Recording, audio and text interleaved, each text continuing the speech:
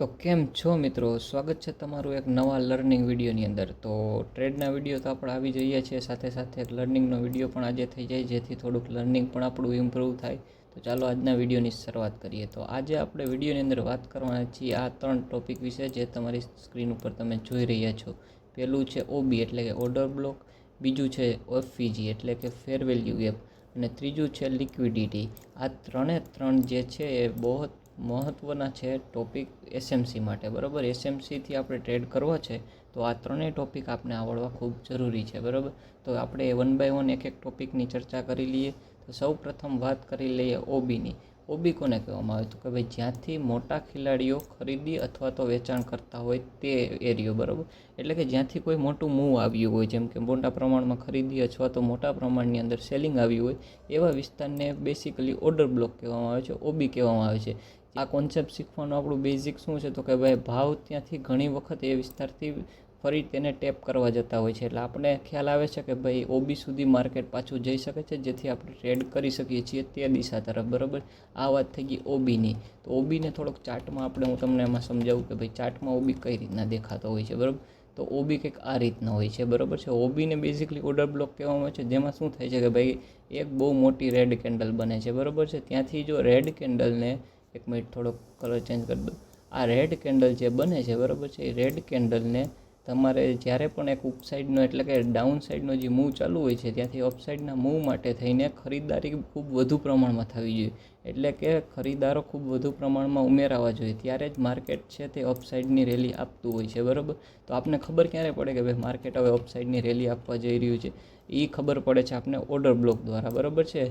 કઈ રીતે? તો કે તમે અહીંયા જુઓ ચાર્ટ ઉપર, તો કે ભાઈ એક રેડ કેન્ડલ હતી અને તે જ રેડ કેન્ડલને પૂરી રીતના પોતાની અંદર એટલે કે આવરી લેતી એક ગ્રીન બહુ મોટી કેન્ડલ બની જાય છે, જેની અંદર પાછળ આ રહેલી જે રેડ કેન્ડલ છે, બરાબર, આ રેડ કેન્ડલ પૂરેપૂરી છે તે આ ગ્રીન કેન્ડલની અંદર આવી જાય છે, બરાબર છે। આને કહેવામાં આવે છે ઓબી એટલે કે ઓર્ડર બ્લોક, બરાબર। જેથી આપણને ખ્યાલ આવે છે કે ભાઈ અહીંથી હવે મોમેન્ટમ શિફ્ટ થવા જઈ રહ્યું છે, મોમેન્ટમ હવે અપસાઇડ ડાઉનની સાઈડ ચાલુ હતું ત્યાંથી અપસાઇડની અંદર આવી શકે છે, બરાબર છે।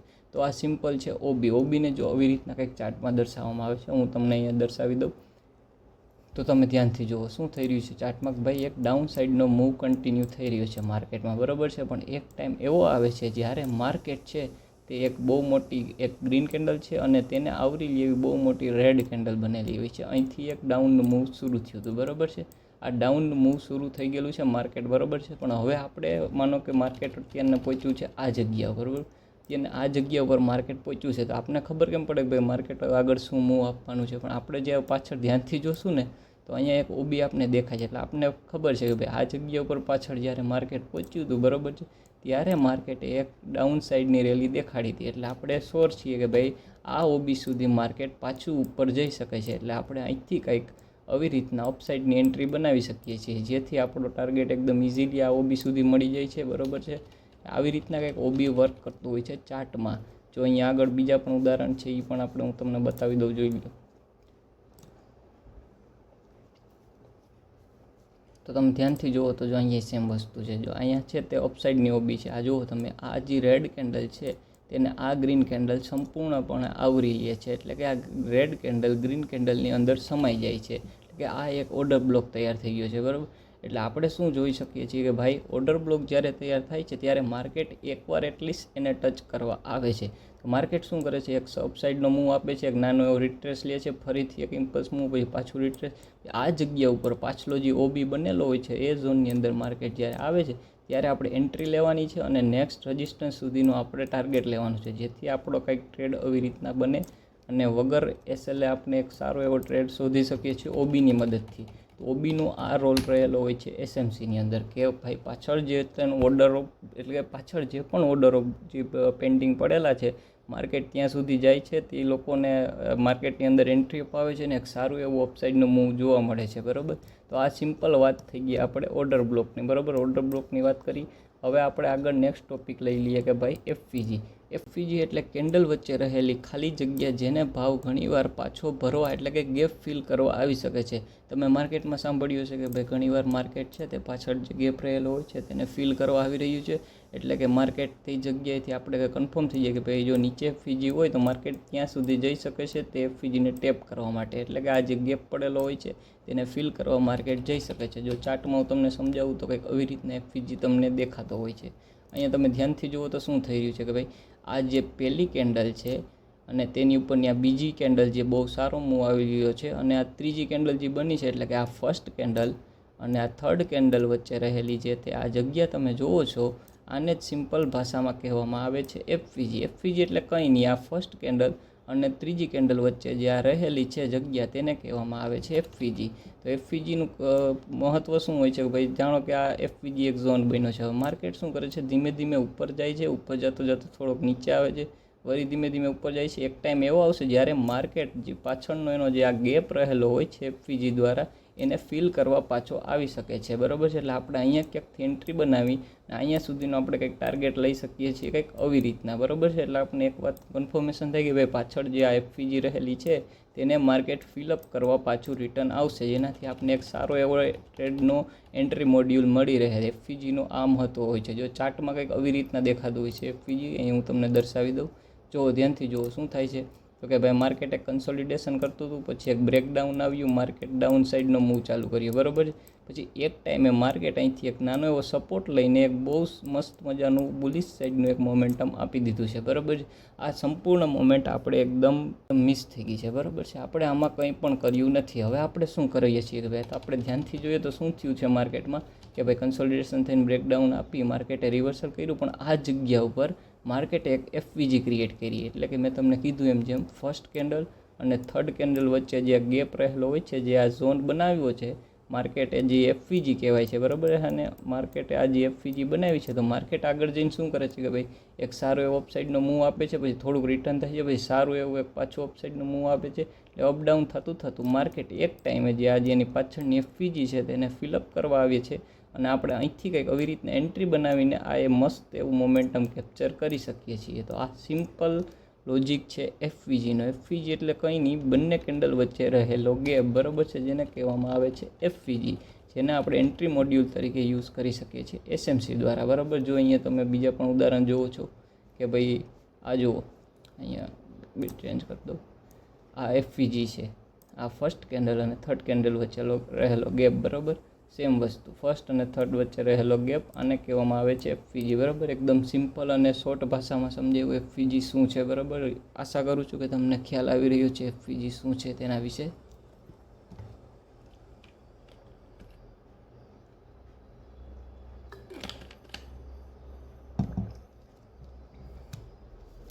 હવે વાત કરીએ કે ભાઈ એફવીજી ક્રિએટ શું કામે થતી હોય છે. એફવીજી ક્રિએટ થવાનું કારણ એવું છે કે ભાઈ એકાએક માર્કેટમાં બાઇંગ આવી જવું અથવા એકાએક માર્કેટમાં સેલિંગ આવી જવું, જ્યાંથી ખૂબ વધુ પ્રમાણમાં જે સ્માર્ટ મની હોય છે તે એડ થયેલા હોય છે, અથવા તો જ્યાંથી એ લોકોએ સેલિંગની પોઝિશન બનાવેલી હોય છે, એના કારણે એવડું એફવીજી ક્રિએટ થતું હોય છે ફૂલ ફાસ્ટ મોમેન્ટમના કારણે, બરાબર છે.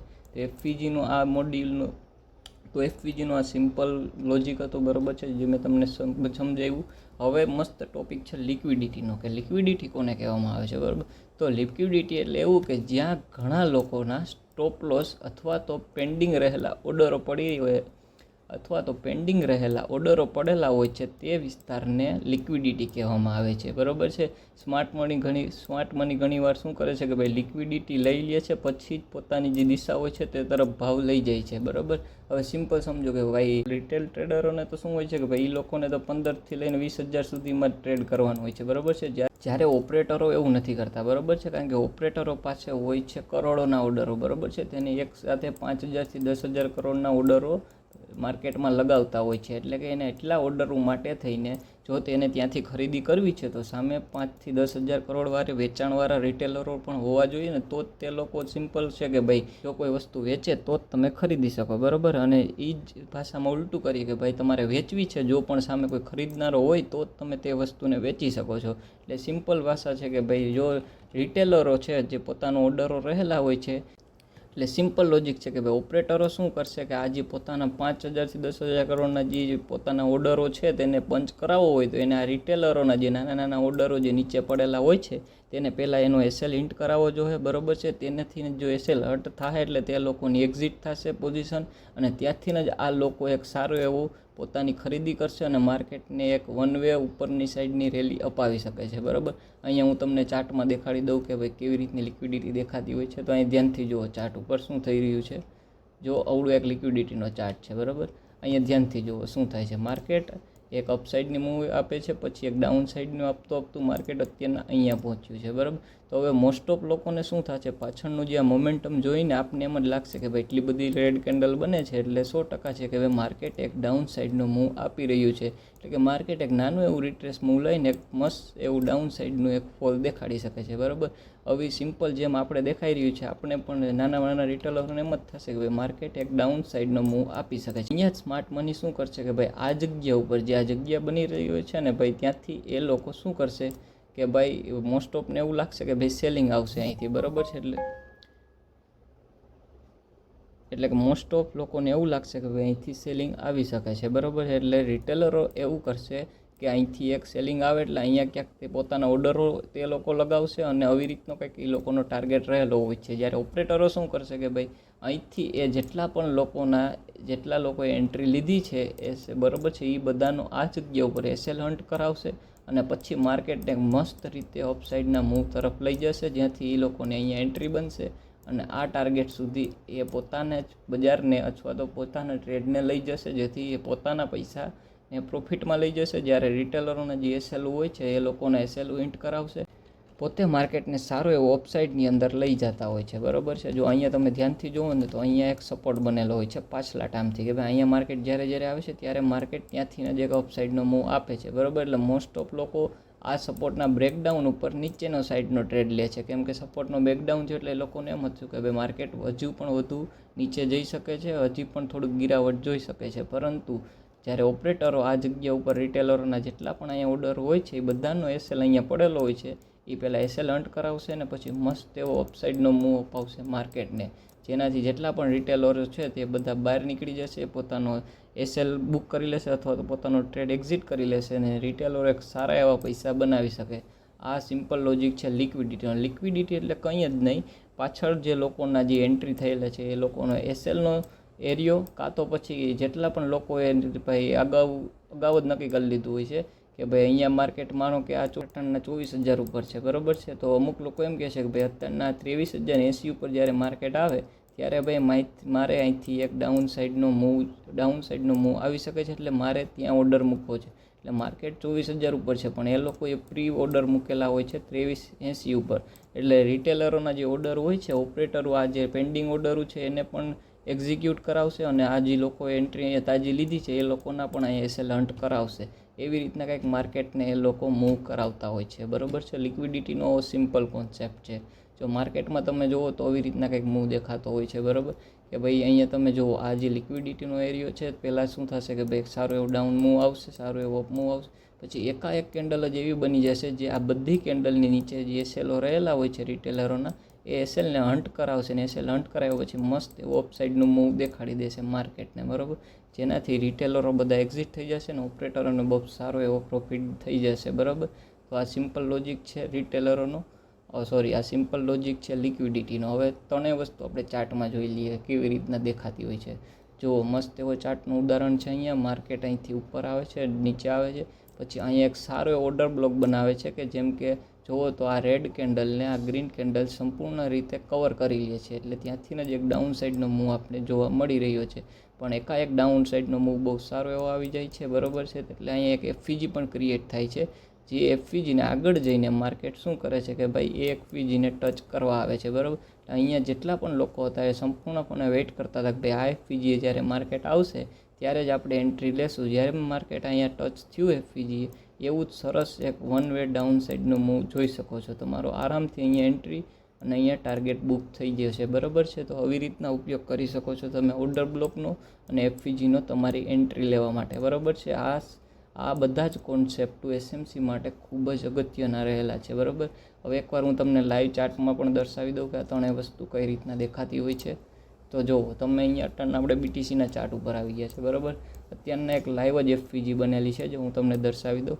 જુઓ તમે ત્યાંથી જુઓ શું છે અહીંયા કે ભાઈ આ જે ફર્સ્ટ કેન્ડલ અને થર્ડ કેન્ડલ વચ્ચે જે ગેપ રહેલો છે એને એફવીજી કહેવાય છે, બરાબર છે. તો માર્કેટ શું કરે છે આગળ જઈને કે ભાઈ સેમ આ જ જગ્યા ઉપર આવી છે અને આ જો અહીંયા એફવીજીને ટેપ કર્યું છે. એફવીજીને ટેપ કર્યા બાદ જ માર્કેટ એક સારો એવો અપસાઇડનો મૂવ દેખાડી શકે છે, બરાબર. ફિલહાલ માર્કેટ જ્યાં પાછળની લિક્વિડિટીનું પણ અહીંયા ઉદાહરણ છે. જે લિક્વિડિટી છે એને ગ્રેપ કરવા આવ્યું છે, એટલે ગ્રેપ કર્યા પછી એક સારું એવું અહીં સુધીનું અથવા તો આ નેક્સ્ટ રજિસ્ટન્સ સુધીનું એક સારું એવું મૂવ દેખાડી શકે છે. એટલે આપણો કંઈક આવી રીતના ટ્રેડ બને. જો આપણે અહીંયા એન્ટ્રી લીધી હોય ને તો આ રેડ કેન્ડલની ઉપર એટલે કે આ કેન્ડલ ઉપર આપણી એન્ટ્રી બને અને કંઈક એવો મસ્ત એવો આ રજિસ્ટન્સ સુધીનો આપણો ટાર્ગેટ બને, બરાબર છે. જેનાથી તમારો એસએલ પણ નાનો બને અને તમારો ટાર્ગેટ પણ મોટો આવે. એટલે એફવીજી ઉપર તમે કંઈક આવી રીતના ટ્રેડ લઈ શકો છો, બરાબર.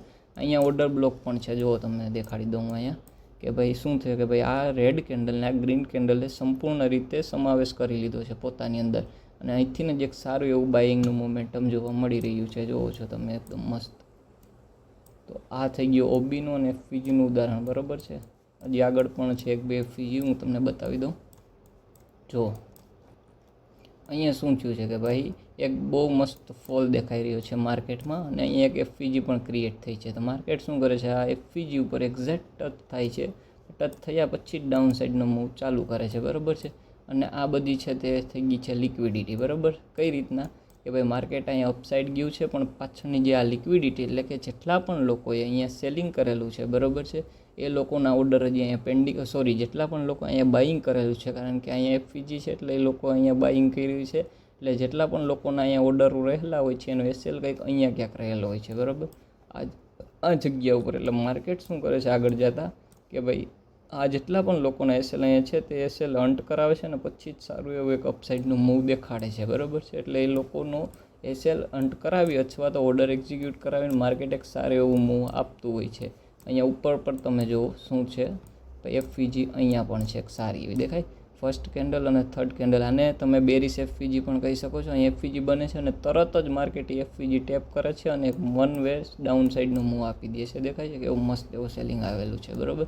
આપણું કંઈક ટ્રેડ આવી રીતના બને. જો અહીંયા હોય ને તો આવી રીતના શોર્ટ પોઝિશન અને આ ઉપર એન્ટ્રી એસએલ અહીંયા સુધી અને 1/3 આરામથી બુક આવી રીતના કંઈક આવી રીતના આપણો એસએલ ટાર્ગેટ બનતો હોય છે, બરાબર છે.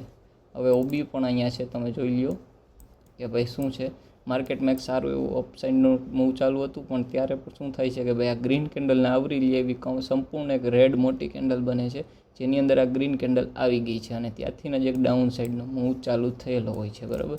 તો આ ત્રણેય ઉદાહરણ થઈ ગયા છે ભાઈ કે ઓબી, એફવીજી અને લિક્વિડિટી કેને કહેવામાં આવે છે, બરાબર છે. જો તમને ન સમજાણું હોય તો વિડીયો એકવાર રિપીટ કરો એકદમ શાંતિથી. મારી સ્પીડ જો થોડીક વધુ ઓછી લાગતી હોય તો તમારી રીતને નેક્સ્ટ કરીને આ વિડીયો ફરીથી જુઓ અને એકદમ સિમ્પલ એકદમ સિમ્પલ છે ત્રણ કોન્સેપ્ટ. એટલે આ કોન્સેપ્ટ તમને આરામથી આવડી જવા જોઈએ, જેથી હવે તમે આ ચાર્ટ જ્યારે પણ જોશો ત્યારે તમે વાત કરશો કે ભાઈ કઈ રીતના એફવીજી બને છે, લિક્વિડિટી ક્યાં બની છે, બરાબર છે. આ સેમ જુઓ છો તમે, જુઓ આ લિક્વિડિટી લીધી, અહીંયા આપણી એન્ટ્રી છે, મસ્ત એવો ટાર્ગેટ મળેલો છે. આ લાઈવ ટ્રેડ હતો આપણો નિફ્ટીનો, બરાબર.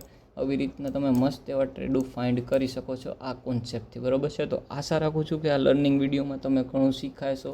જો તો આગળ પણ ઘણા ટોપિક હજી બાકી રહી ગયા છે, પણ અત્યારના આ વિડીયો માટે આટલું જ. મળીએ છીએ ફરીથી એક નવા વિડીયો સાથે.